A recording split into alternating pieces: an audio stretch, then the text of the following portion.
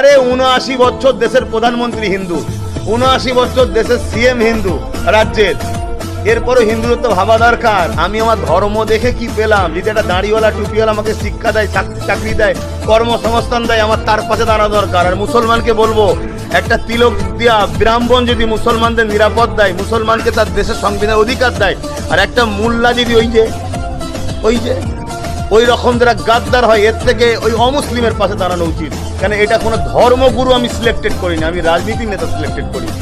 এখানে তার ধর্ম কি দেখার দরকার না, তার চরিত্রটা কি দেখতে হবে, সে কত আদর্শবান, সে কত ইনসাফওয়ালা, সে কত ন্যায়পরায়ণ, সে মানুষকে সংবিধান অনুযায়ী অধিকার দেবে কিনা এটা দেখতে হবে। এটা আজকে আমরা দেখি না, আমরা দেখি রে ও তো অমুসলিম রে, আরে ও তো দাড়িওয়ালা টুপিওয়ালা রে, ও না না না না না। এই যে মেন্টালিটি আমাদের, না খেতে পেরে মরে যাবো তাও ভালো, অমুসলিমকে ভালোবাসবো না, না খেতে পেয়ে মরে যাবো তাও ভালো, দাড়িওয়ালা টুপিওয়ালাকে ভোট দেবো না।